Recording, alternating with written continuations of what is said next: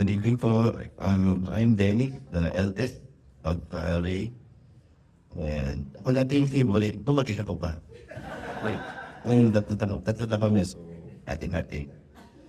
When I was younger, I always remember my dad telling me that there are two types of people in the world. Yung nagpapaapi at yung inaapi. Kaya huwag daw ka dun sa inaapi. Again. He was always a fighter, fighting for his belief, especially during the martial law years. Wherein our mother shared how she, along with my dad's parents, were scared to death once the authorities were after him. And, siyempre, inisa-isa nila lahat ng mga bagay. And, so, it was like a nightmare for them during those times. We could only shudder and be grateful our dad came out of the ordeal alive. Otherwise, my brothers and I wouldn't have existed. When it came to his health, kahit yung paninigarilyo niya, he also fought for his belief with conviction.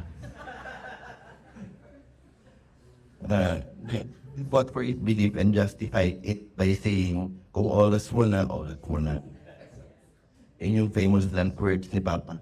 Samatay sa sarap.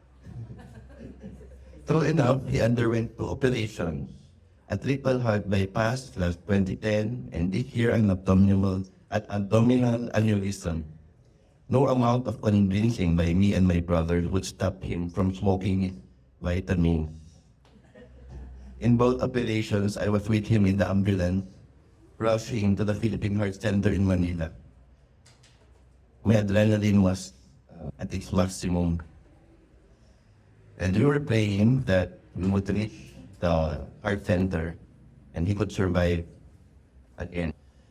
In both occasions, I was desperately praying for help and divine intervention. During his first operation, I remember his doctor saying he was lucky. And since most of them were his students or connected to our relatives one way or another, they did not charge him, which we were eternally grateful. But they had a condition. They told Papa that should be his last time to be brought to the heart center. We were all relieved and were hoping Papa would learn from his near-death experience. After his recovery from his first operation, he quit smoking. And we were all hoping he would stop for good. After a few months, our worst fears were confirmed since he was back at it again. I just keep praying every day that we wouldn't have to bring him back to the heart center again. Days turned to months and months turned to years, and I was about to believe Papa turned invincible. He even had the chance to visit his grandchildren in Australia, and he survived the deadly COVID pandemic last 2020. I was being led to believe that everything was okay. Until this year came and you were hit with the hard reality again, that Papa was still immortal and still vulnerable to the ills of smoking. I was again on the ambulance to the heart center. I was also with him in the emergency room before his operation, where he was clasping my hand so tight with tears in his eyes, saying, "You take care of your mama and your brothers, or they okay?" I was all alone in the waiting area that night, crying my heart out, with no one to console me. And palong aircon, kaya naginaw na kanya. Well, my dad was being operated on again for the second time in his life. Tears flowed, and I kept praying, hoping this was not yet the end.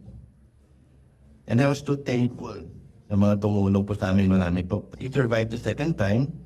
Last June 27, 2024, I prepared a special surprise birthday celebration for him. Kahit nasa La Union siya, nasa Baguio ako, inaba namin siya. Dala kami ng balloons, nagdala kami ng pagkain, pati quartet. And sila po pala yung kasama ko ngayon, sila yung tumugtog ng birthday ni Papa. Kasi meron lang kami. Kaya kung naging part sila ng milestone na yun. And I didn't even imagine it to be possible since a lot of the guests were either busy or had an emergency. And it turned out to be mostly family, but I had no regrets since we all could see the joy in Papa's eyes. Similar to that, of a son when he had his first birthday.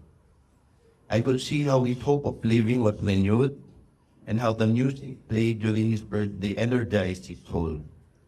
Music truly does wonders to the soul. And if only for that, I believe God has decided that Papa's body has been abused too much already. Like a vehicle that has been overhauled too many times, deteriorating further each time he recovers. Nonetheless, I am still eternally grateful to the Lord for giving Papa a second and even a third chance to enjoy life.